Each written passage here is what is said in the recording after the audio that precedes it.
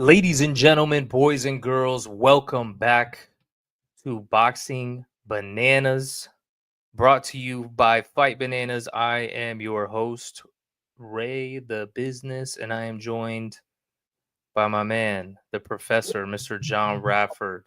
What's up, How brother? we doing? How we doing, brother? Doing good, man. Well, it's not a Boxing Bananas official show unless we. Are you ready for the main event? Two hits. Me hitting you, you hitting the floor. It's time for Boxing Bananas, brought to you by Fight Bananas.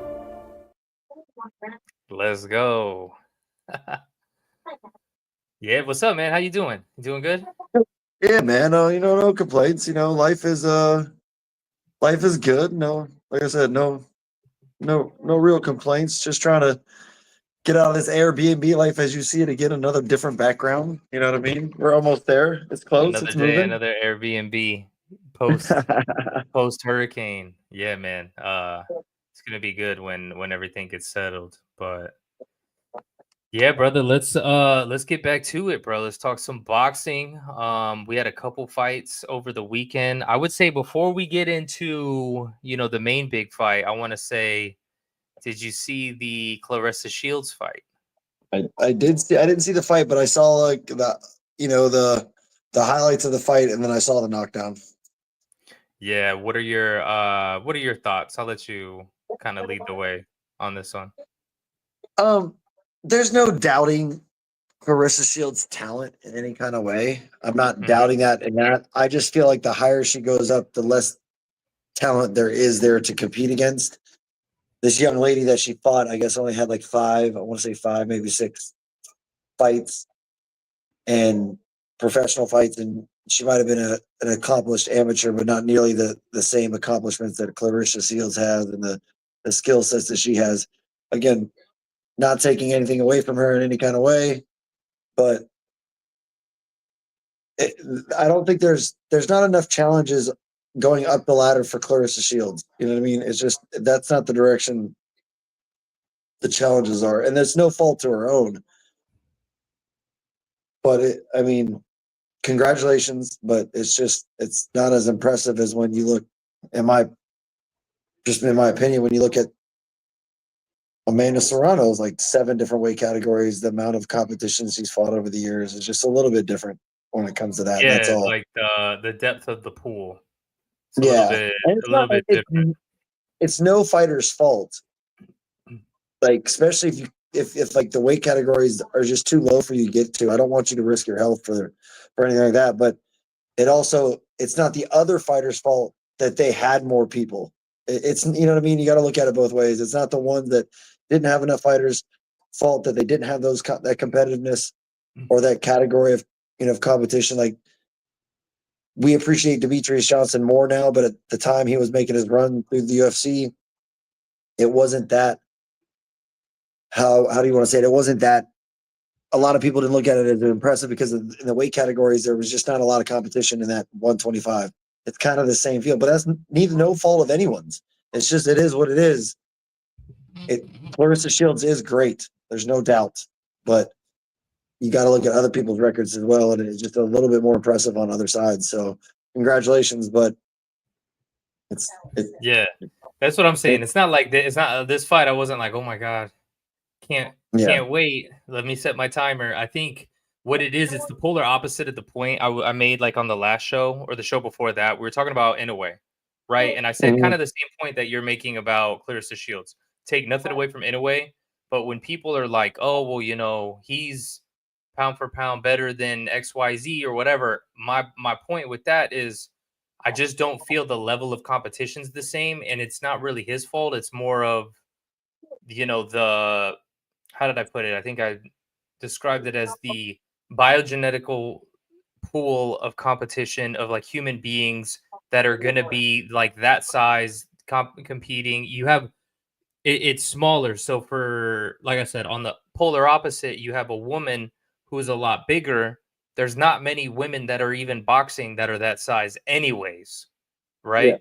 So it's kind of the similar point that I was making with that, I feel like, but without having to rehash all of that and go down that rabbit hole. Yeah, it's just something where ideally I would like to see her try and do more of like a weight cut, because she had even said in the past, like, oh, I can do it, blah, blah, blah. But then I guess her coach was like, nah, you don't need to. And it wasn't in like a TJ Dillashaw type of way, like, oh, I can get down and then you're going to kill yourself. It's like you look at Clarissa Shields, even at 160 and whatnot, as somebody who sees professionals, like the weight is there to lose. So, Yeah, that's true. I feel like 147 isn't impossible for Clarissa Shields. From what I've seen, from her, I don't think she's you know excited to try and make a cut like that. I don't think anybody would be. Yeah, And then I also, agree. coach is saying, "Oh, well, why would you do that? You don't need to do that." I feel like one fight that you could do that was Bumgardner. Bumgardner was calling her out, like, "Hey, if you go to the girl's a 130 pounder, undisputed at 130, she could go." She was saying, "I'll go up to 147 if you come down to 147. I'm going up 2 weight classes. You were undisputed at 54. You come down 1." And then I feel like Clarissa has the advantage in that easily. But I guess they didn't want to do that. So now we're kind of stuck with fights that nobody cares about in a way. Yeah. But in the realm of women's fights, I was going to say, I was looking at the Ring Magazine, the new and improved ringmagazine.com, and I saw this fight pop up on my radar. And normally I wouldn't even care about this. I'll be like, yeah, whatever. But I noticed this is Natasha Jonas versus this girl, Price, and it's for the WBC, WBA, IBF, and Ring Magazine World Welterweight Championship. Now, the only other champion in that division here at welterweight is going to be, so you got Lauren Price, Natasha Jonas, and then you got Michaela Mayer, the WBO champ. Michaela Mayer lost to Natasha Jonas. Now, when I say lost, it's a split decision. I mean very loosely the word lost. This is one of those where I don't know if you saw this fight, but they fought in Liverpool in Natasha's backyard. And, when you're fighting in somebody's backyard and you lose a split decision, does that mean you really lost? Yeah, it's kind of tough. Yeah, especially in England. So Yeah, that's for sure. that's where I'm saying, if there's anything right now that's kind of, getting me like interested in seeing something in the women's division, it would be the winner of that fight that I had just shown. Where was it? This one. Yeah, that one. And if it's Jonas again, then her rematching Mayer having the chance to be undisputed at 147. That's something I would be interested in seeing. And then possibly maybe Amanda Serrano. She's tried to go up to 135 twice to be undisputed. If she's still the champion at 126, go to 130 and fight Alicia Baumgartner. I feel like that's a huge fight as well. And yeah, I mean, that's a chance to be undisputed again. So No, I don't know. that makes perfect sense. Anything that on your radar in the women's division? No, not really. I just saw I guess what was it, Marshall and something were arguing. I just saw they were on Ariel Helwani, beefing back and forth, those two girls.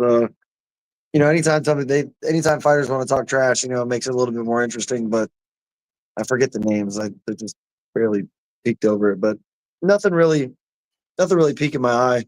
Definitely much more on the horizon on the men's sides right now than I see on the women's side as far as it goes. I think the last, I'm waiting for something like an Amanda Serrano Katie Taylor fight again. I don't know if it's gonna be a minute before we see something that big. Yeah, I don't know. And that's one of those things where it's like, unless Katie signs up for the 12 threes, yeah, I don't know that I want to see it again.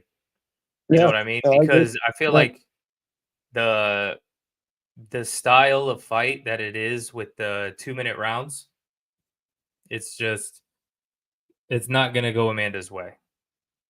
Yeah, it's more of a bugbear. Regardless if she wins, it's not gonna go her way. You know what I mean? So Yeah. I would like to, and just in general on that whole subject, we could kind of close out the women's subject on this. I would just like to see it completely move to 12 threes. And then I feel like the women's boxing will evolve dramatically because like it's either you're going to sink or you're going to swim and it's going to be quick. And the only one that seems to be down to do it is Amanda. And I saw it at this point over a year ago in Orlando. But real quick, It's no, really go ahead, strange though, because I was gonna say like about that 3 minutes and 2 minutes thing. It's really strange because the amateur scene is trying to change women's boxing to 3 minutes. That's crazy. Like the USA So it's boxing like is they're trying to gonna be change it. 3 minutes, and then so then they're gonna go into the pros and go to. I guess I don't unless they know something ahead of times. They're literally trying to get a lot of women's bouts to be even with the men's and be 3 minute rounds now for amateur. Wow. Like after you go open, just like when men go open in the USA boxing, they're trying to get it to be they're leaning that way, a lot more heavily. Then there you go. Maybe that's the tell, but we'll see. But I feel like one person that can make it happen is Turkey Al-Sheikh himself, and we have a question from Victor. What do you think of Turkey Al-Sheikh? I like him. Right now, I like him. There is actually a issue that I have with him that I'm going to bring up later in the show. My first issue, I would say, with him, but I feel like he could be able to fix it. But I like the whole.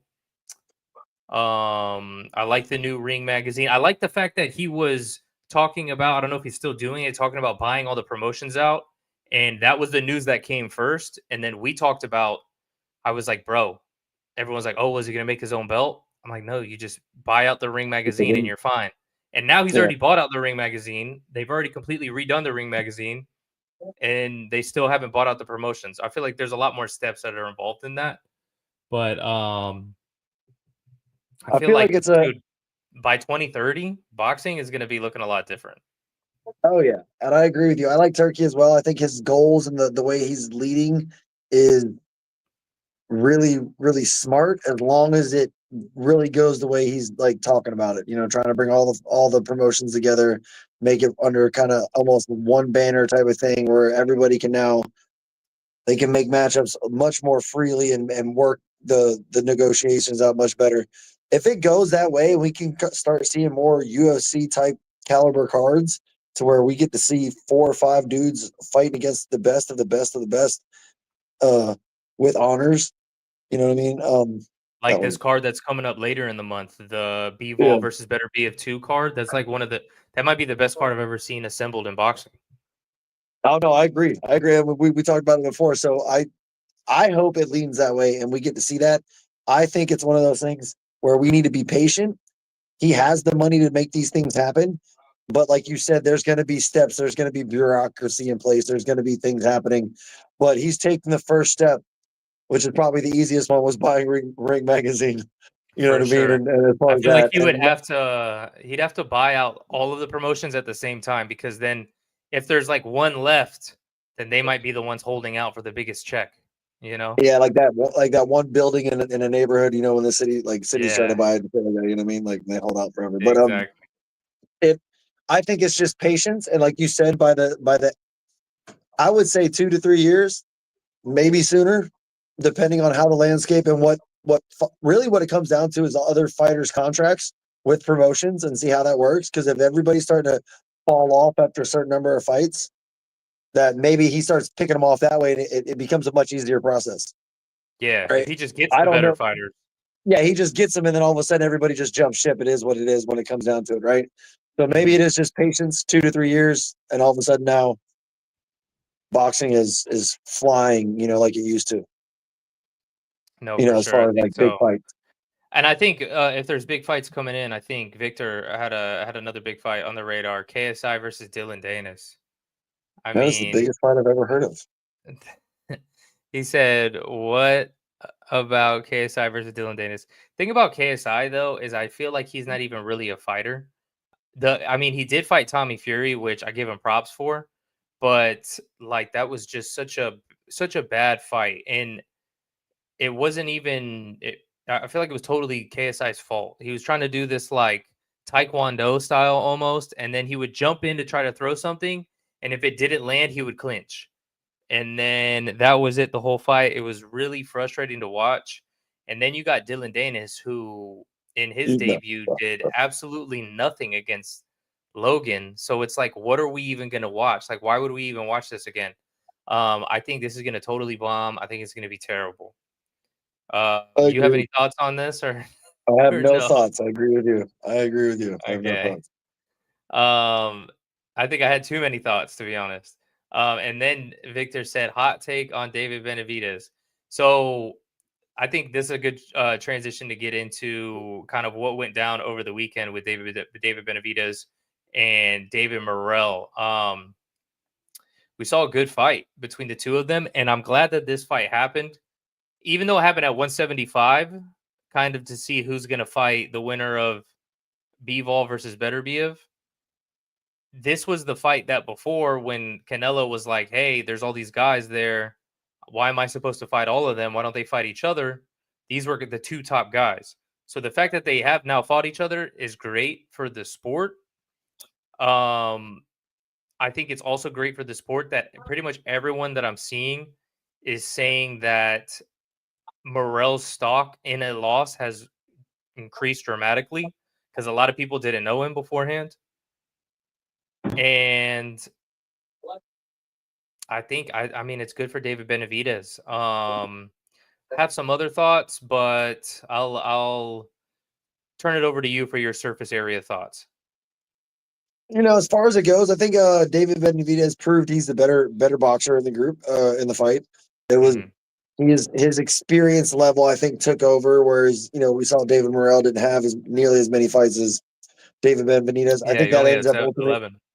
Yeah, I think that's ultimately the factor in all. And not to mention, I'm sorry, I wholeheartedly hate when managers talk shit to fighters. And I don't think that's super unnecessary to put the added pressure on your own fighter when you're talking shit to another fighter.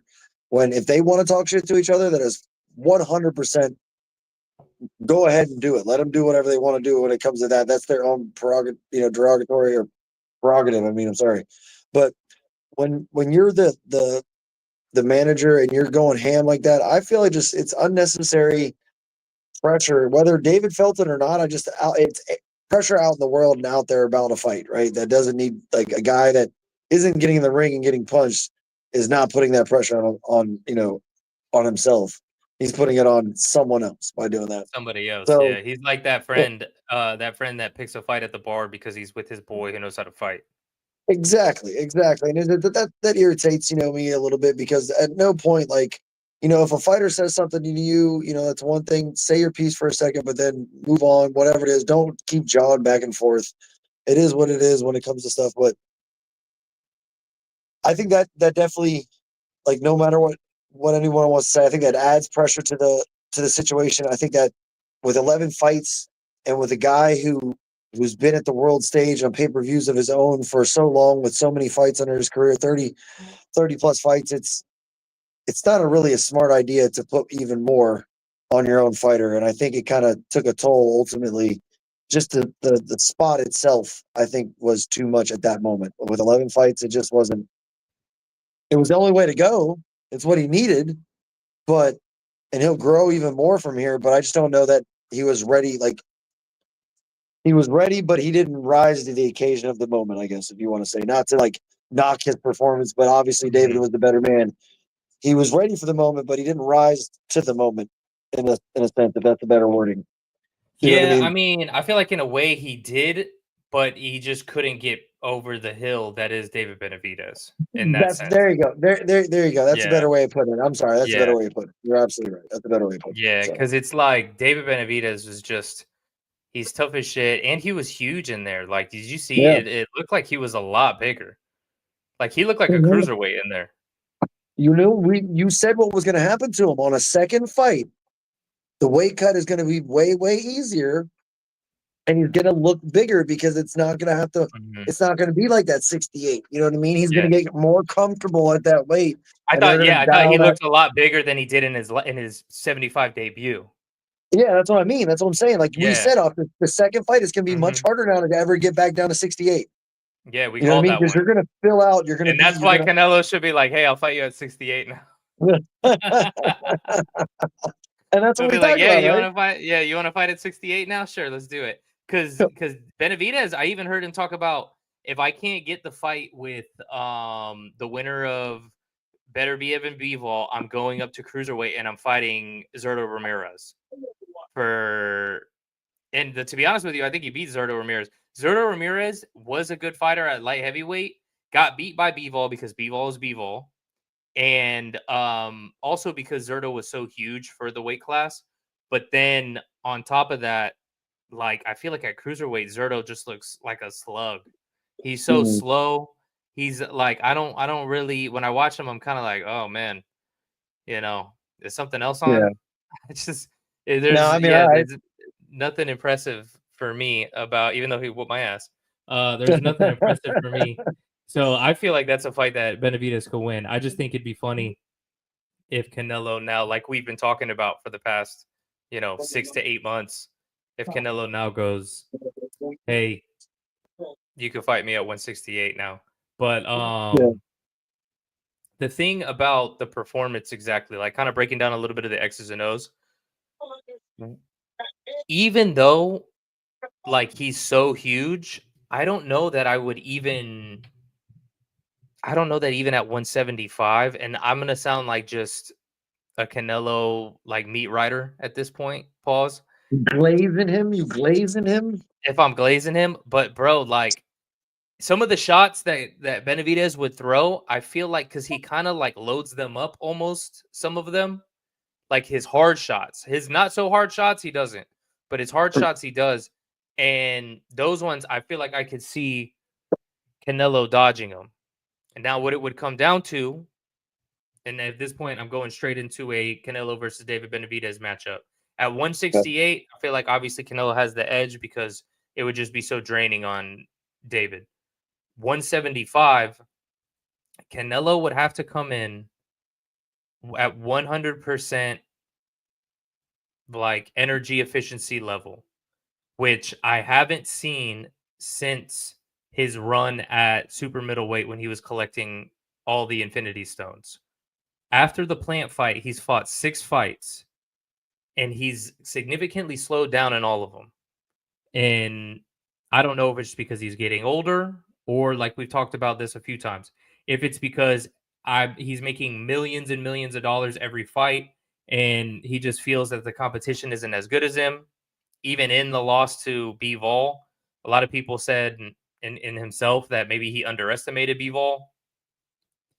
I don't know. That might be it. Like even the Berlanga fight, I felt like he kind of slowed down in that, but he was just so much better.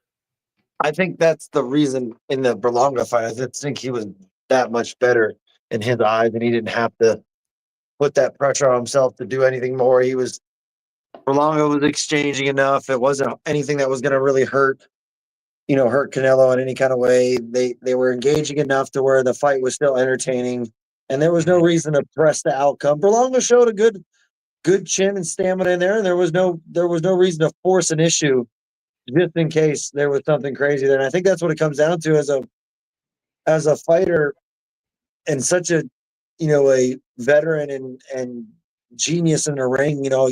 We've seen his evolution over time, and I think because of that, he knows when he has the fight won. He understands that. He also probably, though, I do agree with you, at 175, you get to a certain weight where you just can't carry it physically anymore to last as long as you can. I think 175 is that weight. That's just pushing it a little bit too much for him to always be able to withstand a caliber fighter that is up to his skill set or close to his skill set, but is a natural 175er where I don't think Canelo was really a natural 175er. Yeah, the thing is he can't get too high up to the point where the weight affects him negatively. So And honestly, you can make the argument that 168 does that to him as well, because if we talk about like old Canelo, dude, 2017, 2016, they were talking about, oh, he's afraid to go up to 160. And then, now we're talking about him going up to 175 again. So this is where, does he even need to go up to 175? Can he come in at a 172, 173 and just make sure his energy is there? The skills are going to be there. He just needs to make sure that cardio and gas tank is there. He needs to be carb loading. He needs to do whatever he can to be able to be sharp, on point. Because obviously, I felt like that was the issue in the B-ball fight. I felt like he slowed down, and also because he slowed down, B-ball is so smart, able to, change up the rhythm, come in, hit you. And that's that. The difference with Benavidez is he'll stalk you physically, but his footwork isn't any like he doesn't really have footwork. He kind of stands square in front of you. The other thing too about his shots, when he throws his punches, when he throws, like I said, the strong punches, it's not the same style, but it's in a way kind of like Big George, where you know how Big George his power was coming from the hips. Mm-hmm. Those shots, I see that small little hip movements in the hips and the arm punches, and his hand speed they helps. kind of come down from here. Yeah. Yep. So I see shades of that in Benavidez's punches because they come from here, and he hits you with them, and he throws those uppercuts. And also, when he does that, he leaves his face open. But it's just he's so tough. But if you get a guy like Canelo that does the whole and then can counter him on that, it's gonna make him think twice about throwing those big shots. And then when you're thinking twice about throwing those big shots, now you're gonna get a little more tired quicker. And that's the other thing too. Benavidez was getting a little bit tired. Morrell got a lot more tired. But I mean, it's a 12-round fight, so naturally you are going to. But if he's double thinking his shots, you got more. I'm sorry. The higher weight you go up, you're going to take more punishment. You're going to get hit harder. It's going to slow you down. It's harder to move a bigger body than it is to move a smaller body. That's why the punch count goes down as the weight categories go up, right? So that's just natural, and you're going to slow down a little bit more. And those two guys are hitting hard. You know what I mean? It's just naturally going to slow down, like you said. But I do agree with your assessment of David Benavidez, and I think that's where Canelo can take advantage of him. But I also see Canelo being hittable in the sense of he's a smaller target, so all you have to do is really aim kind of in that chest to neck area. You don't really have to go for the jab, so all this head movement pulling, as Benavidez being the taller, bigger fighter that way, I see him hittable in that sense. But if he can't get him to back up and put Canelo or put David Benavidez on his back foot, and that's where I think David will find his success at, like keeping himself on his front foot and going forward more often than going backwards in that fight. But that's where the fight's going to be won or lost. Yeah. I agree with you on that. And the thing is that I feel like Canelo can do it, but I don't know that I'm necessarily confident in it because of the past 6 performances he's had. He's slowed down in them. I'd like to think that it's because, hey, I'm waking up in satin sheets. I'm fighting guys that, an older Triple G, John Ryder, Jaime Munguia, undersized Charlo, Berlanga, who has no business being in there with me. I'd like to think that's what it is. But who knows? Maybe it's the age, right? So I say 175 David Benavidez wins the fight, 168 Canelo wins the fight. That's not a bad take. That's not a bad take. I can't argue with that take. You know what I mean? I feel like there's still a chance for Canelo to be able to do it, but it's, I feel like I would be in the minority of picking that side, trying to be in that debate. most definitely. Now my question I only is, think it'd be a very small margin though. He wouldn't be a favorite by much, I don't think, just because Canelo is Canelo. Benavidez? Yeah. Yeah, for sure. There'd be a lot of people just put money on Canelo. Yeah. I would say if you were to cut that into like actual boxing fans and you take all the casuals out, I'll be in a minority. Probably. Yeah. I But think what are you saying? I was gonna say I think only because of the weight, just sheerly because of the weight and the age, there wouldn't be too much more that would make that like, you know what I mean? I think that's really what it comes down to. No, for sure. I think so. Yeah, just all of those like factors because of the weight and the age and Yes. whatnot. Now, let me ask you this. Does David Benavidez get the next fight against the winner of Bivol and Beterbiev? Or let's say Bivol wins, do they run the trilogy? I don't have B-ball winning, so no, they're not running a trilogy. And yes, they should give David Benavidez a Beterbiev the fight. Okay. I mean, I think there's a chance that Bivol could win. That fight was No, very close. Agreed. I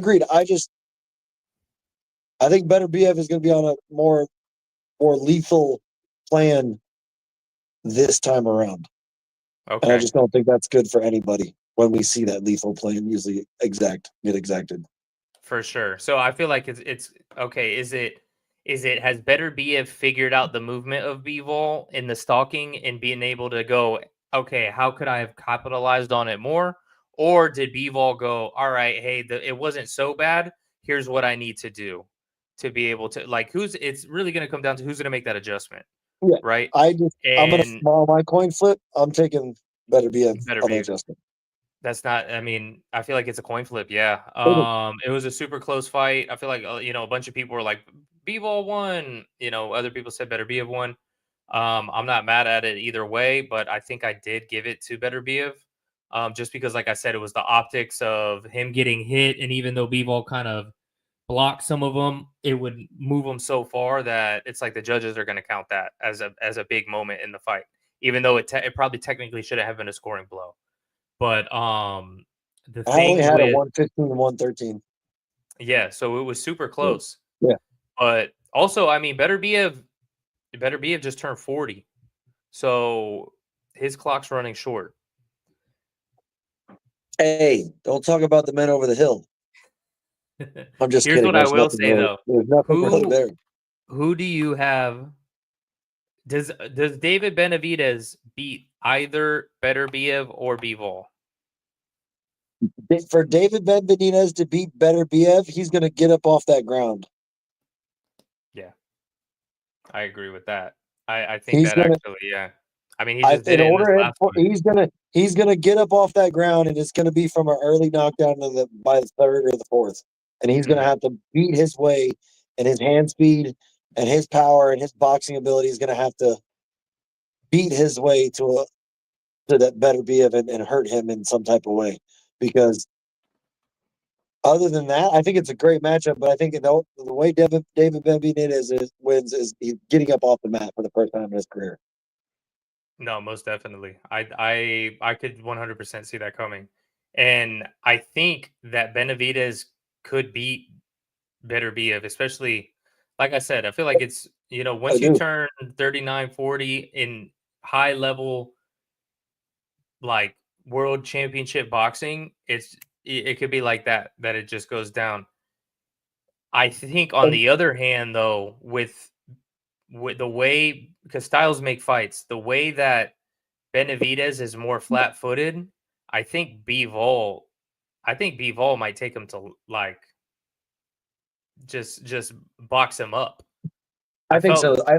I think so too. I think Bivol has the better style against Benavidez. I think really what it comes down to is, like you said, in the when you get older in a matchup, you almost would rather, I don't want to say every fighter, you always want to try to challenge yourself, right? All the greats want to challenge themselves, but I guarantee a lot of times they feel way more comfortable at that older age fighting someone that they've already fought before than fighting a whole new problem to solve. I mean, yeah, you love that challenge and adrenaline, but it's going to come down to David Benavidez is probably going to solve the puzzle quicker after getting hurt early, because he's going to get hurt early because it's going to be a surprise. Both of them are going to have like a surprise matchup, but I think David Benavidez would adjust better in the fight at that younger age to solve the problem and change, in those instances against a better BF. Whereas I think Bivol is young enough to keep that pressure the way it is on the style, like you said, for styles. And that younger matchup with Bivol being younger, then obviously better BF and everything like that. And just the way his style matches up with Devin Benavidez would be a problem. Bivol would be a problem.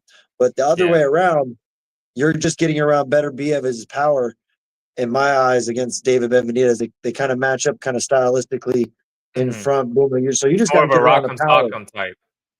Yeah, and you just got to get around better BF's power, and your hand speed can do that, in my eyes, after you adjust to the power setting and realize I got hurt, now I got to adjust. I think he gets up, and I think he wins the later amount of the rounds and wins the fight. I don't know if he finishes them, but I bet he hurts them. But that's how I see that fight go down. But I agree with you. Bivol wins if he fights better. If he wins against better BF, like I guess you could be picking or are picking. He's definitely the worst stylistic matchup for Benavidez. Yeah, I think basically to like what you're saying, I think my thoughts are with Better Beef, he had enough, like Bivol has the quote better footwork, but with Better Beef's pressure was able to negate that footwork and be able to, the power kind of neutralized that. Whereas if he were to fight Benavidez, it's not like he really needs the footwork. And then Benavidez's hand speed would make up for that it would be better than the footwork. As to where Benavidez were to fight Bivol, his hand speed isn't going to make up for the fact that Bivol's footwork is that much better. Because now we're talking about the in and outs and the in controlling the range.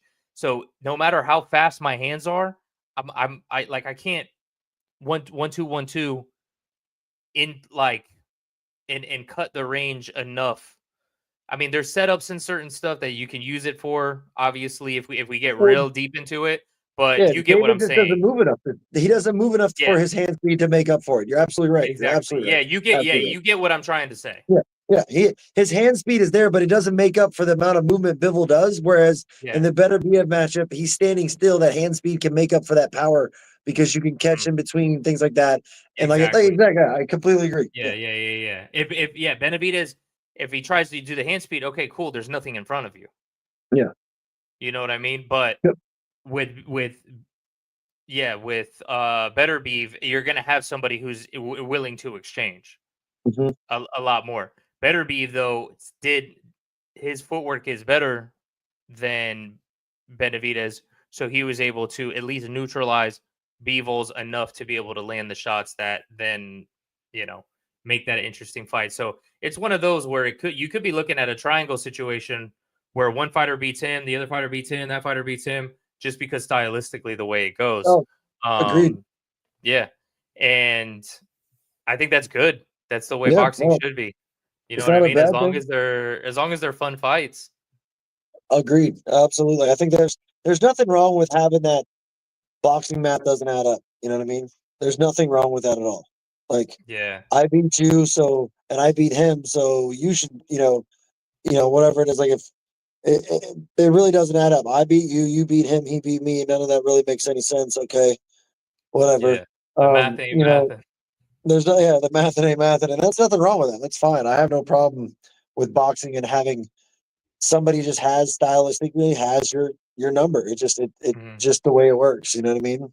So yeah, that's what I'm saying. So, I mean, yeah, when it comes to that, but then going back to the Canelo thing.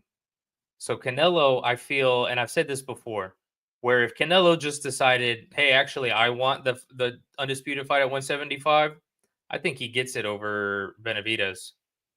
Because, first of all, Benavidez is at PBC, so you already kind of have to, Turkey in Riyadh season will kind of have to take him in order to do that. And then Canelo's already a big star, so he's a much bigger star. So if Canelo just wanted to go, actually, I want to fight Benavidez or Better Beeve, or I want their Bivol rematch. I think he gets that over David. Do you still think that, or do you think David would get it over Canelo? Here's my scenario. Here's the scenario, and I think this is the most plausible scenario because we've already heard. Here's a segue to Canelo's next few things because we've already seen two things pop up that said Canelo has fights already on the radar for this year, right? Two fights. Yes. One is damn near 100% confirmed and signed, done. Allegiant Stadium, Terrence Crawford. Team's going to be Cinco de Mayo or Mexican Independence Day. I'm sorry, Mexican Independence Day. In September, and that's it's pretty much done. It's going to be, probably the biggest boxing event that we've seen in a long, glorious time. Like a legit boxing event, you know what I mean? And then he has another one that we saw recently, and I just read something elsewhere where it seems to be confirmed, is he's fighting Jake Paul this year, right? So that books up his 2025 because we never see Canelo fight 3 times unless he makes a mandatory, makes just an extra date, which with those 2 fights on the radar and those 2 paydays, I don't see him having to buy any type of extra day to keep a belt in any type of way, right? So he's going to fight those 2 times. With that being on the docket, there's no way they wait all the way to the end to fight for a whole nother year. To May of 26. Yeah, to the May of 26 to rebook another fight before Better Bev or Bivol when David Benavidez is sitting out there after he just won this year like they would in this next match. You know what I mean? I don't think they wait that whole entire chunk of a year for that when they can make that fight happen. And if Canelo makes it safely out of these 2 paydays, these 2 big ones, I mean, Terrence Crawford by no means is a walkover in any kind of way. But if he makes it, skate 3 out of that, then he gets the next, shot at whatever he wants because that's what he does. But you don't pass up making Bivol Benavidez or Bivol Better Biev again, waiting on Canelo. You know what I mean? Because his year is already booked. So yeah, that would be. I guess my thing would be assuming Canelo just jumps right in there, right? Because here's my thing is that I'm hearing this Jake Paul rumor. I'm not convinced, and I'll be actually pretty shocked if that is the fight for May. And I just saw, I'm pretty sure Jake Paul posted something about fighting on July 5th in New York. So why would he say something about July 5th in New York? I saw something else just before the show, brother. They said they agreed to it. I didn't get too far down the rabbit hole. No, I saw. I saw it too. Even Fight Bananas was posting it. Jake Paul. I'm skeptical too. It says 5 hours ago, Canelo Alvarez versus Jake Paul. Dan Rayfield breaks down early talks. I think maybe what's going on is that they might be in talks to do some sort of a fight eventually. But I don't know that it happens in May. And the other thing too, for Canelo, it's not a good fight to do. Canelo needs to do that fight when he's done doing everything else.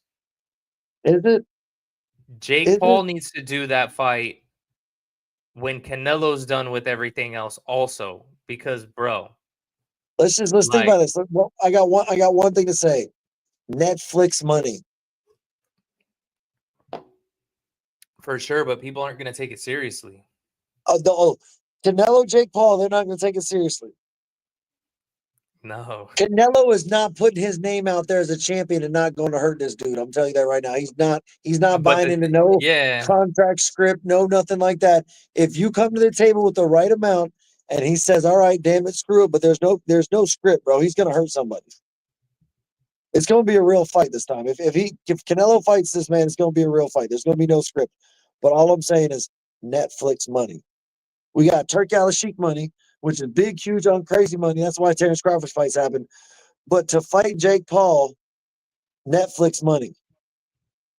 And then he might get royalties from it. He might get something from it. He's promoting on it. There might be a golf show later in the works with him for it. Him and Steph Curry might be on something together with it for it. You don't know what they might be throwing at that man. That's Netflix money. For sure, but I'm just saying. No. I get it. I get it all, but I feel like right now is not the time.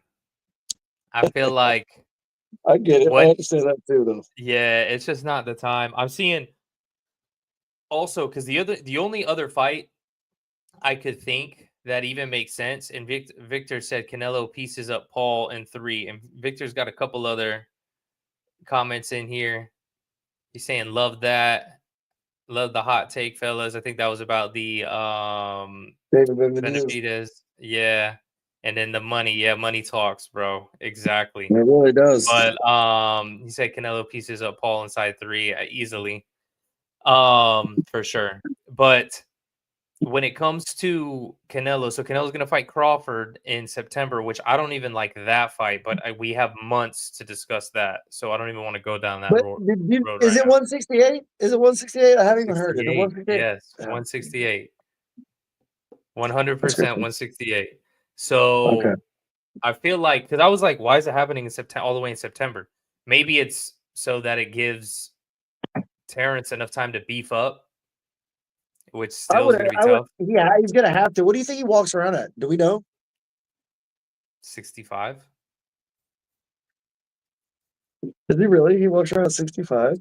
No. Probably. I wouldn't think he walks around more than 70. He's not a big guy, bro.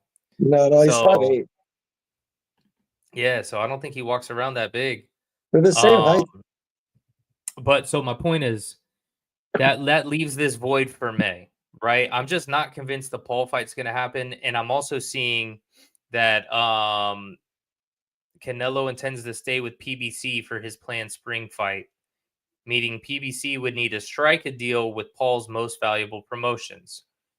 So I'm thinking, okay, well, who else could he fight?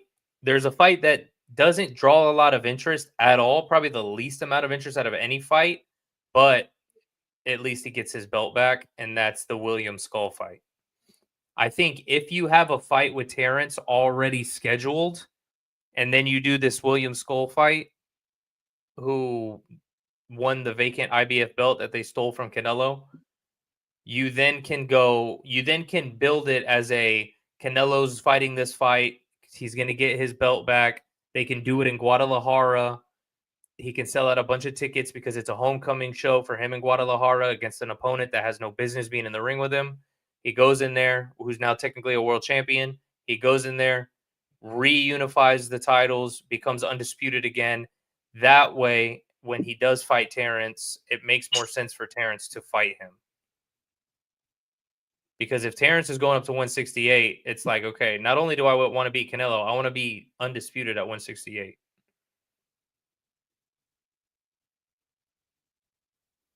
We've seen crazier things in boxing happen. Like somehow he just ends up with a title. I don't know. But the IBF, dude, the IBF just does whatever they want. You know what I mean? That's what I'm saying. So like he could just end up with they say they do it by their rules. I don't think there's a position where they would give him back the title. Is what I'm saying. Unless whatever fight he fights in May is for an interim IBF title, and then they just strip William Skull, and then they undispute him by the time he fights Terrence. That is something that I feel like, from what you're implying, could possibly happen.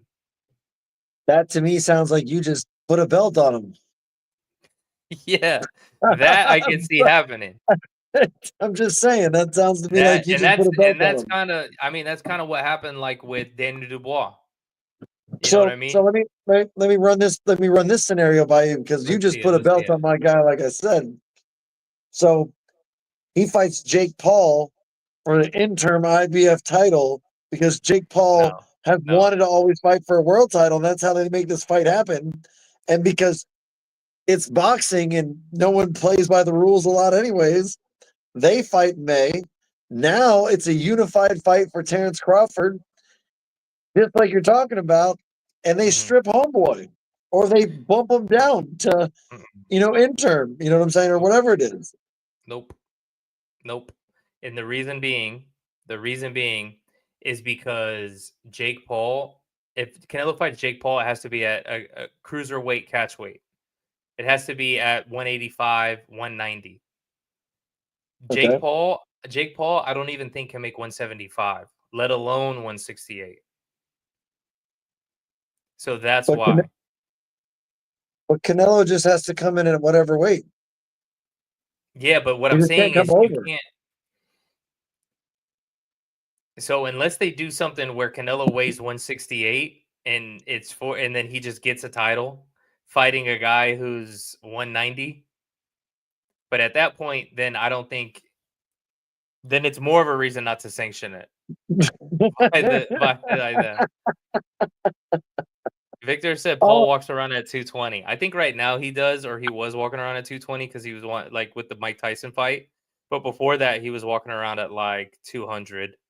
But he definitely put on weight for the Mike Tyson fight. Here's another scenario. Does Crawford have the IBF right now? Crawford has the WBA title at 154 pounds. Just the WBA? The IBF title is held by that's by a homeboy. The guy we saw live. Yeah. Yes. The better beef, little better beef. Bakram Matsaraliev. When Little he better beat beef. the shit out of Tim Tszyu. Oh my right God. in front of us. Right. We were like, because nobody really knew this guy, and then he goes out there and freaking dusts him. Just dusts him. Oh my gosh. It was 6 knockdowns in 2 rounds. 3 rounds, But whatever yeah. it was. I mean, other than that, I don't think there's really anybody else for Canelo to fight, especially at 168. Now that Morrell left and now that Benavidez left, there's nobody else to fight at 168. It doesn't make sense. Even if Morrell went back down, it would be like, okay, well, David just fought him. So what's the point? There's no point. I feel like now it's kind of like, okay, if I do a homecoming in Guadalajara, at least I could sell a bunch of tickets. I fight this guy nobody knows, but at least I get my title back, and then we bill it as Canelo's becoming re-undisputed so that when he fights Crawford, it's for all the titles again. And then that's how 2025 plays out for Canelo Alvarez. And then he beats Terrence Crawford because Terrence Crawford has no business at 168. Terrence Crawford essentially ruins his own career. And then we talk about 175 for like a finale. And then either he fights whoever has all the titles at 175, whether it's Bivol, David Benavidez, Arthur Beterbiev, and then whether Canelo loses or wins. If he loses, maybe you do a rematch. If not, by the end of 2026, beginning of 2027, that's when you do a Jake Paul fight because that's an encore fight. That's like a, hey, this is an extra credit. You know what I'm saying? By that time, he started his own golf league. Probably. From the Netflix money.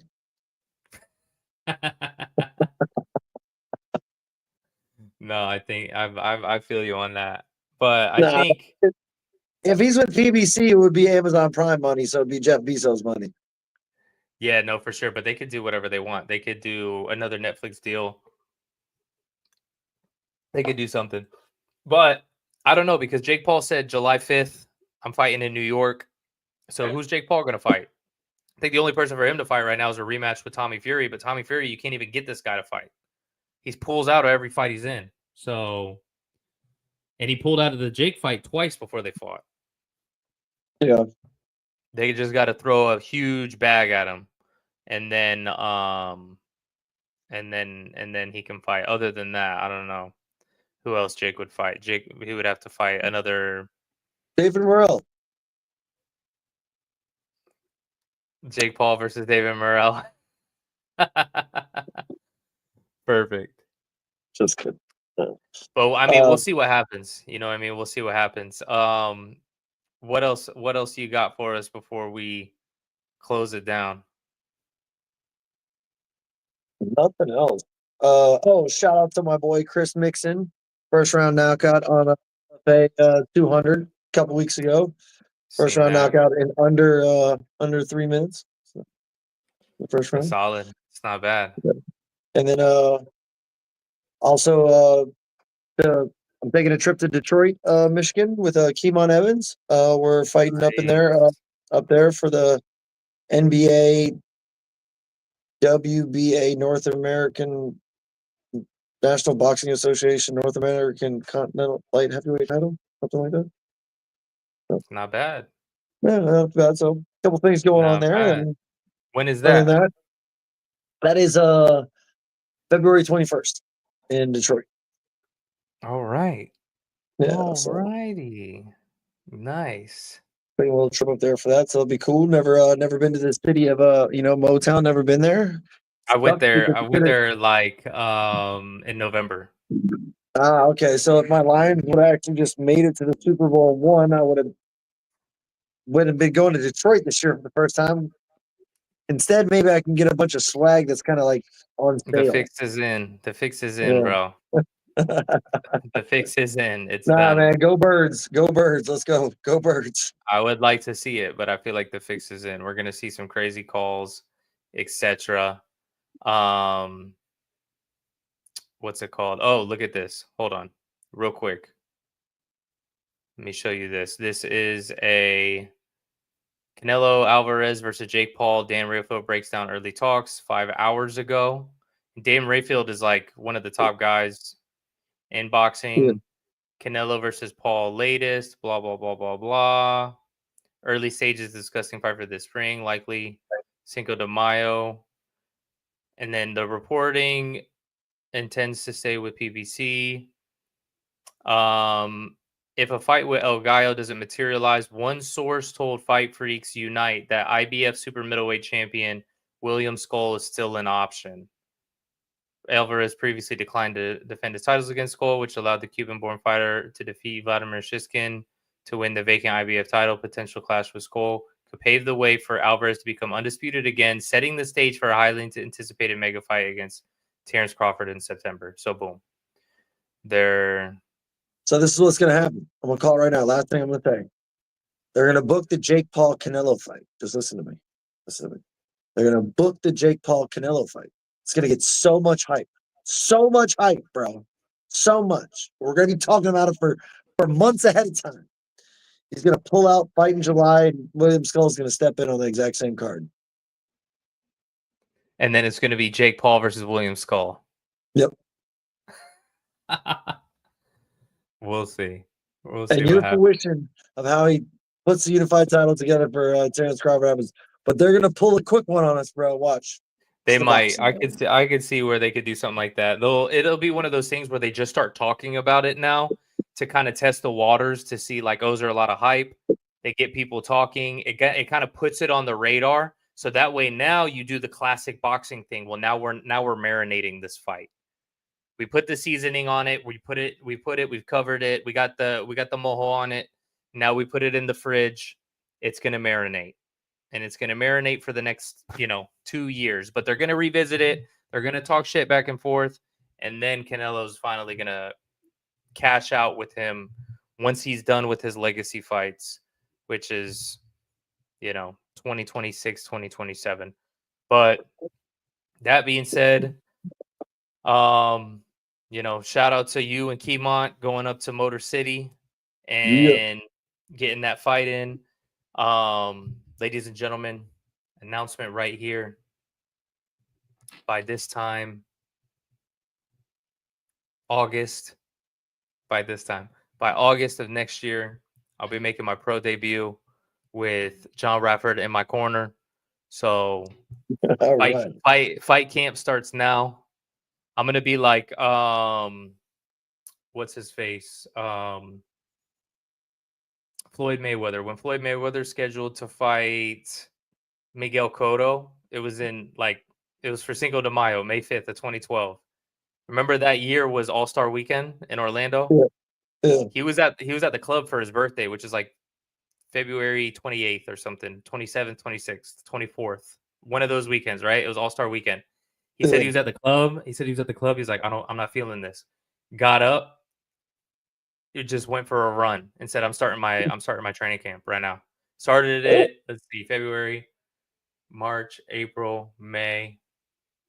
I guess it's only 3 months early, but that's what I'm gonna do. Except I'm starting it now for next August. Let's go. Let's get it. Victor said congrats. So official announcement. We're gonna revisit this by next summer, and we gonna get it. Hell yeah. What else you got for us before we close it out? That's all I got tonight, fellas. That's all I got. Sweet. Well, shout out to Victor. Yes, sir. Victor's the man of the match today. He said everyone wants to see Paul get clipped.